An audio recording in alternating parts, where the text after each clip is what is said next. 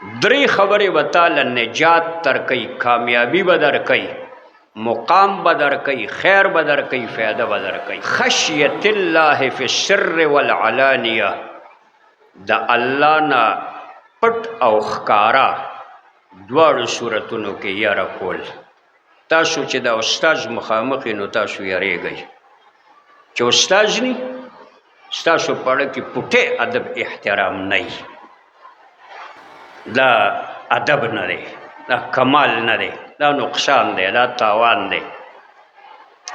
د دې جملې مقصد دا دی چې د الله نه به ښکاره یرم کې او پټه یره به هم کې.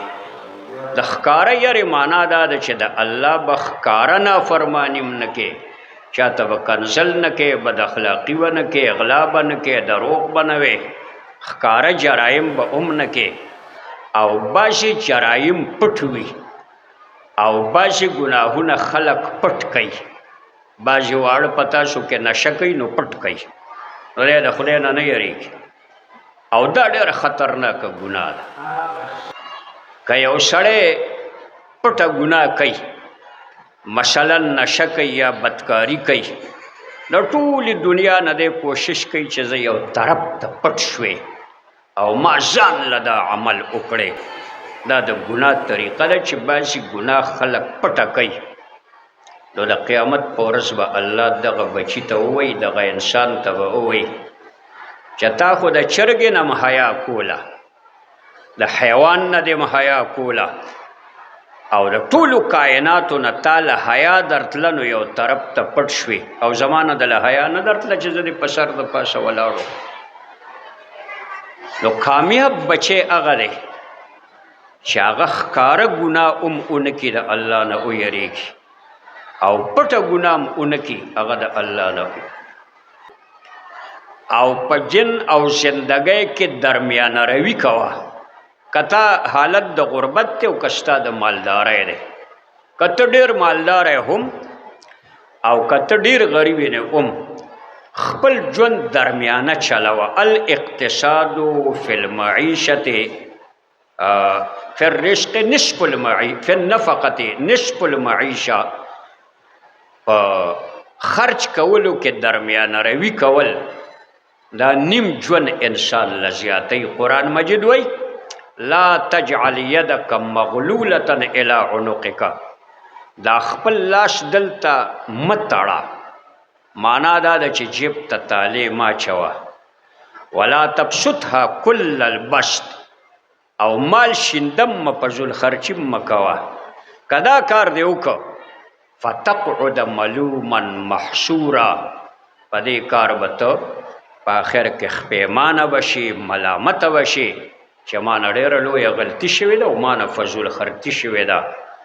نو دویمه خبره د نجات په باره کې چې که ته دنیا کې کامیاب ژوند تېرول غواړې، نو د غربت په حالت کې هم ګزاره کوه، او د مالدارۍ په صورت کې هم ګزاره کوه. العدل فی الرضا والغضب، عدل او انصاف کوه، که ته غصه او که ته خوشحاله.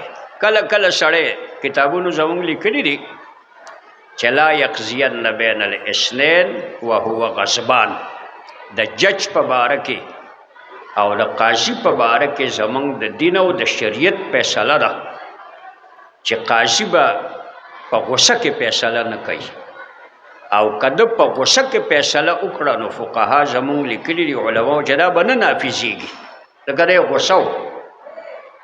نو د دې درېمې خبرې مقصد دا دی چې که ته غصه یې او که خوشحاله یې، خو خبرې د عدل کوه، کارونه د عدل کوه، ملګري سره انصاف کوه، مور پلار سره انصاف کوه، پیغمبر سره انصاف کوه، الله سره انصاف کوه، خپل نفس سره انصاف کوه.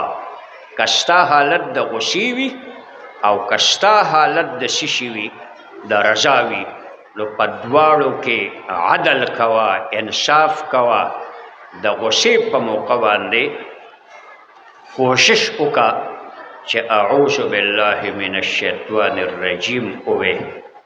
رسول الله مبارک یو دوه کسان په جنګ و، غصه و دواړه، دا رګونه هم داسې بهر ته راووته مخې تک سور شو سړی غوسه شي په جنګ کې نو چهره یې بدلیږي رسول الله مبارک ویل د خلکو ته زه یو خبره کومه او که دی یو ټکی وکړی نه به دا غوسه لاړه شي ویل که دی ووایي چې اعوذ بالله من الشیطان الرجیم نو دا غوسه به د دی ختمه شي او که تاسو خپله غوسه ختمول غواړئ نو بیا به دا ټکي کوئ اعوذ بالله من الشیطان الرجیم